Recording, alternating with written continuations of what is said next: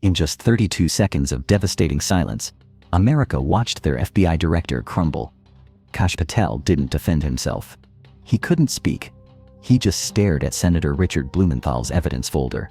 Cameras captured every tremor in his hands. What did this Connecticut senator reveal that made the nation's top law enforcement officer break down completely on live television? February 22, 2025, 10:15 a.m. The Russell Senate Office Building's committee room. 3,000 hummed with tension, so thick you could cut it with a knife. Senator Richard Blumenthal walked in, carrying a thick blue binder marked Confidential FBI Personnel Records in bold white letters. His silver hair was perfectly combed, his navy suit immaculate, but his jaw was set with the determination of a man who'd discovered something that would shake the foundations of American law enforcement. Across the witness table sat Patel, FBI director for exactly 47 days, his dark eyes scanning the room nervously as he adjusted his red tie for the third time in 5 minutes. The hearing had been scheduled as routine oversight. Budget discussions, operational updates, standard congressional theater. Patel had prepared for softball questions about bureau efficiency and counterterrorism initiatives. His briefing binders were organized by topic, his talking points memorized, his confidence intact from weeks of friendly Fox News interviews. What he hadn't prepared for was facing a Connecticut senator who'd spent the previous month secretly interviewing 23 current FBI agents who'd been abandoned by their own director when they needed protection most. Director Patel, Blumenthal began, his voice carrying the measured tone of someone who'd prosecuted war crimes and wasn't intimidated by bureaucratic authority. Thank you for joining us today to discuss the FBI's commitment to protecting its personnel. The words seemed innocent enough, but there was something in Blumenthal's tone that made Patel's stomach tighten. Behind the senator sat 3 individuals Patel didn't recognize: a woman in her 40s with short blonde hair, a Hispanic man in his 30s, and an elderly black woman taking detailed notes. Patel responded with his standard opening. Thank you, Senator Blumenthal. I'm proud to lead the finest law enforcement agency in the world, and I'm committed to ensuring our agents have everything they need to keep America safe. His voice was steady, professional, hitting all the patriotic notes that had served him well in previous hearings. The Republican senators on the committee nodded approvingly. Everything seemed to be proceeding according to script, until Blumenthal opened his blue binder. Director Patel, are you familiar with Special Agent Maria Santos? The question seemed to come from nowhere. Patel's brow furrowed slightly as he searched his memory. Senator, we have over 35,000 employees. I can't be expected to know every. But Blumenthal cut him off with the precision of a surgeon. Special Agent Santos was shot 3 times while serving a federal warrant in Detroit on January 8, 2025. That was exactly 2 weeks after you became FBI director. The room temperature seemed to drop as the significance became clear. Patel shifted uncomfortably in his chair. Senator, I'm aware of the incident, and our thoughts and prayers are with Agent Santos and her family. It was a standard bureaucratic response, the kind of carefully crafted statement designed to express concern without accepting responsibility. But Blumenthal wasn't interested in thoughts and prayers. He was interested in actions, or in this case, the complete lack thereof. Agent Santos, Blumenthal continued, was shot because the Detroit Police Department, citing federal jurisdiction conflicts, refused to provide backup during the warrant service. She and her partner were left to face 3 armed suspects alone. He pulled out a photograph and held it up for the cameras. This is Agent Santos in her hospital bed, recovering from surgery to remove bullets from her chest and abdomen. The image was devastating. A young woman in a hospital gown, tubes and wires surrounding her, the cost of federal law enforcement written across her pale face. Patel's prepared talking points about agent safety suddenly seemed hollow and meaningless. Senator, the Bureau takes agent safety very seriously. We conduct thorough threat assessments. But again, Blumenthal interrupted with the ruthless efficiency of someone who'd done his homework. Director Patel, after Agent Santos was shot, did you personally call her to check on her condition? The question hung in the air like a challenge to single combat. The silence stretched. 3 seconds. 5 seconds, 10 seconds. Patel's media training had taught him to never leave dead air, but he was trapped between admitting he hadn't called an injured agent and lying to Congress under oath. At 15 seconds, he finally spoke. Senator, I received briefings on all agent injuries through proper channels. The bureaucratic dodge was transparent and pathetic, confirming that America's FBI director hadn't bothered to personally check on an agent who'd been shot in the line of duty. Blumenthal's expression hardened. That's a no, Director? You didn't call Agent Santos. He turned a page in his binder. Did you call Agent Michael Rodriguez, who was stabbed during an undercover operation in Phoenix on January 20th? Another pause.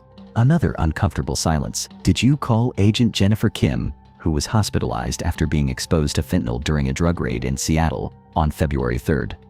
Each name hit like a physical blow, building a pattern of negligence that was impossible to ignore. Senator Patel attempted, his voice now showing the first cracks of desperation. I rely on my deputy directors to handle personnel matters. But Blumenthal wasn't finished destroying him. Director Patel, how many injured agents have you personally contacted since becoming FBI director 47 days ago? The question was surgical in its precision, demanding a specific number that would quantify Patel's failure as a leader. The camera zoomed in on Patel's face as he realized he was trapped. His Adam's apple bobbed as he swallowed nervously. Sweat was beginning to show at his hairline, despite the cool temperature in the hearing room. Senator, I would need to review my call logs to give you an exact number. Everyone in the room understood this was another way of saying zero. The man who led 35,000 FBI employees hadn't personally contacted a single injured agent. Director Patel, Blumenthal said, his voice rising with righteous anger. Let me save you the trouble of reviewing your call logs. The answer is zero. In 47 days as FBI director, you have personally contacted 0 injured agents. He let that sink in before continuing. But you have appeared on Fox News 6 times, Newsmax 4 times, and Joe Rogan's podcast once. Apparently, you have time for media appearances, but not for agents bleeding for America. The comparison was devastating and perfectly documented. While Patel had been building his media profile and political brand, the men and women under his command were being shot, stabbed, and poisoned in service to their country. His priorities were now laid bare for the nation to see, and they painted a picture of a leader more concerned with cable news hits than the welfare of his own people. Patel attempted damage control. Senator, media engagement is an important part of, but Blumenthal had more ammunition. Director, are you aware that Agent Santos's medical bills have exceeded $340,000, and the FBI's bureaucracy has delayed her workers' compensation claim for 6 weeks? The dollar amount was specific, damning, and easily verified. While Patel had been giving interviews about FBI efficiency, his agency was failing to take care of its own wounded. The blue binder revealed more horrors. Agent Rodriguez has been waiting 23 days for approval of his physical therapy treatments. Agent Kim can't afford her specialized medication because the FBI's insurance pre-approval process is stalled in bureaucratic red tape. Each case built on the previous one, creating a mountain of evidence that the FBI under Patel's leadership was systematically failing its most vulnerable personnel. But Director Patel, Blumenthal continued with prosecutorial precision, you did find time to approve a $2.3 million contract for new office furniture at FBI headquarters. He held up the procurement document. Priority rush delivery, signed by you personally on February 5th. The contrast was obscene. Rush approval for furniture while injured agents waited weeks for medical care approval. Patel's face was now visibly flushed, sweat clearly visible under the television lights. His hands trembled slightly as he reached for his water glass. Senator, administrative decisions and personnel matters are handled by different departments. It was a weak attempt to deflect responsibility, the kind of bureaucratic buck-passing that infuriated anyone who'd ever dealt with government inefficiency. Director Patel, Blumenthal's voice cut through the excuses like a sword. Leadership means taking responsibility for your organization's failures. When agents are injured protecting America, do you believe the FBI director should personally ensure they receive proper care? It was a question that should have had only one answer, but Patel found himself trapped between admitting his failures and defending the indefensible. At exactly 10:47 a.m., Blumenthal delivered the blow that would define Patel's tenure. Director, I have here signed statements from 23 current FBI agents describing a culture of abandonment under your leadership. He held up a thick stack of papers. Agent testimony that their director is more concerned with political appearances than agent welfare. Sworn statements that morale has never been lower in their decades of service. The silence that followed was deafening. Patel stared at the stack of agent statements like a man watching his career burn to the ground. 23 agents. Nearly an entire field office worth of testimony against their own director. The political implications were staggering. But the human cost was even worse. These weren't political opponents or media critics. These were the men and women who'd sworn to serve under Patel's leadership. At 32 seconds of silence, something in Patel visibly broke. His shoulders sagged. His confident posture collapsed. His hands began to shake uncontrollably as the full weight of his failures crashed down on him. The cameras captured every moment of his psychological collapse, broadcast live to a nation watching their FBI director completely fall apart under the weight of evidence about his own negligence. Patel started, then stopped. The agents, he tried again, but couldn't finish the sentence. For the first time in his career as a prosecutor, FBI official, and government spokesperson, Kash Patel was completely speechless. The man who'd built his reputation on aggressive questioning and confident assertions had been reduced to stammering fragments by a Connecticut senator, armed with nothing but the truth about his failures. Blumenthal, sensing complete victory, delivered the final blow. Director Patel. When agents bleed for America, they deserve a director who bleeds with them, not one who's too busy with cable news interviews to pick up the phone. The moral authority in his voice was absolute. This wasn't political theater or partisan performance. This was one public servant holding another accountable for betraying the most basic duties of leadership. The social media explosion was immediate and volcanic. Patel breakdown began trending within minutes, quickly followed by FBI abandonment and 32 seconds of shame. Twitter erupted with clips of Patel's visible collapse, his stammering attempts at response, his complete inability to defend his record of neglecting injured agents. The video of his 32-second silence was viewed over 10 million times in the first hour, becoming an instant symbol of failed leadership.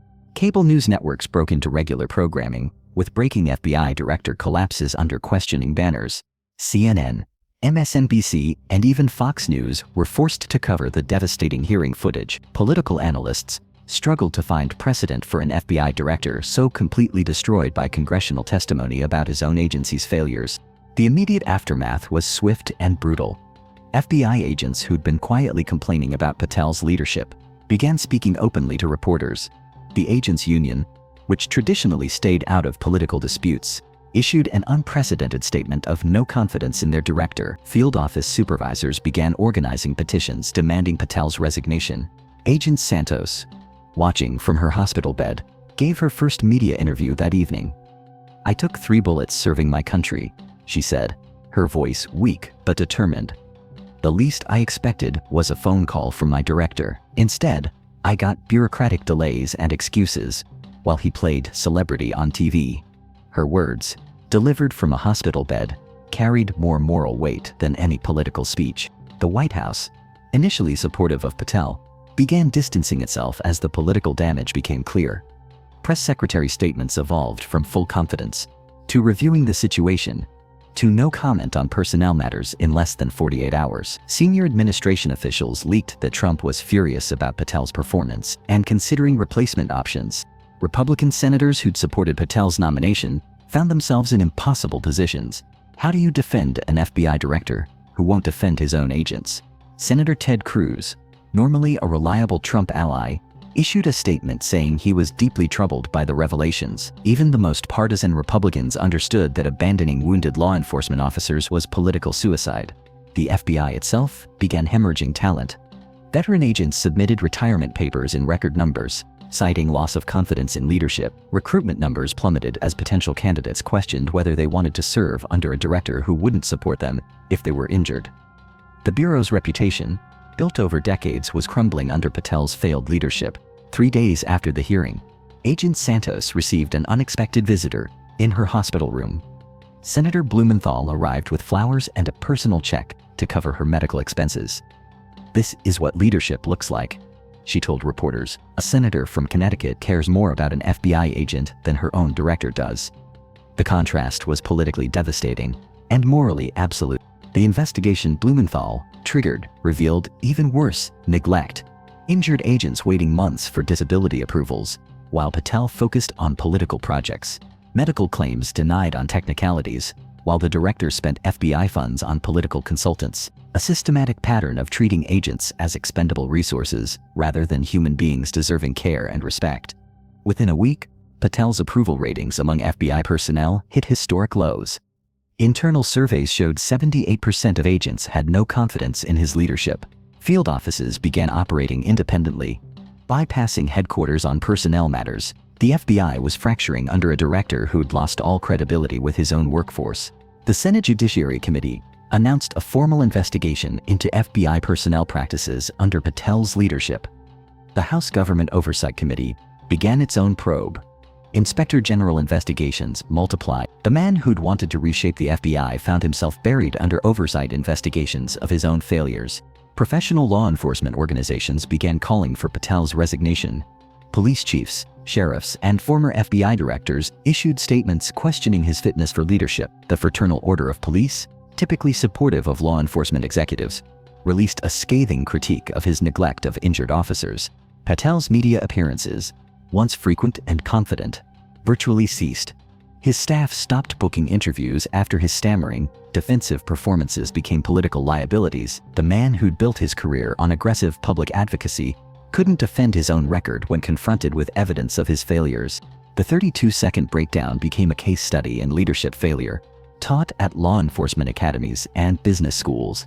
Management experts analyzed how quickly credibility could be destroyed when core responsibilities were neglected. The video was required viewing in federal law enforcement training programs as an example of how not to lead. 6 months later, Patel quietly submitted his resignation, citing personal reasons and desire to return to private sector. Everyone understood the real reason. He'd lost all credibility with his own agency and couldn't effectively lead an organization whose members no longer trusted or respected him. His tenure as FBI director lasted just 87 days, making him one of the shortest-serving directors in FBI history. Agent Santos, recovered from her injuries, spoke at Patel's replacement's swearing-in ceremony. "Real leadership means caring for those who serve under you," she said, her scars still visible but her voice strong. "Today we get that leadership back." The applause was thunderous, coming from FBI personnel who'd waited months for a director who would actually protect and support them. Blumenthal's investigation led to comprehensive reforms in FBI personnel support systems. Injured agents gained automatic medical coverage approvals. Director oversight of personnel matters became mandatory.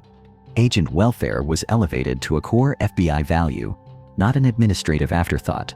The senator from Connecticut had forced systemic changes that would protect federal agents for generations. The broader impact extended beyond the FBI. Other federal agencies reviewed their own personnel support systems, fearing similar congressional scrutiny. Military leaders studied the case as an example of how quickly leadership credibility could be lost when troops felt abandoned. Government executives learned that taking care of personnel wasn't optional. It was fundamental to maintaining organizational effectiveness. Patel retreated to private consulting, his government career effectively over. The man who dreamed of reshaping federal law enforcement instead became a symbol of leadership failure. His breakdown under Blumenthal's questioning was repeatedly cited as evidence that political loyalty couldn't substitute for actual leadership competence. Political scientists noted that Patel's failure illustrated a broader problem in American government: the appointment of political figures to positions requiring operational expertise. Leading the FBI required more than ideological alignment. It demanded genuine care for the institution and its people. Patel had possessed the first quality but completely lacked the second. The 32 seconds of silence that ended Patel's career became a viral shorthand for accountability and action.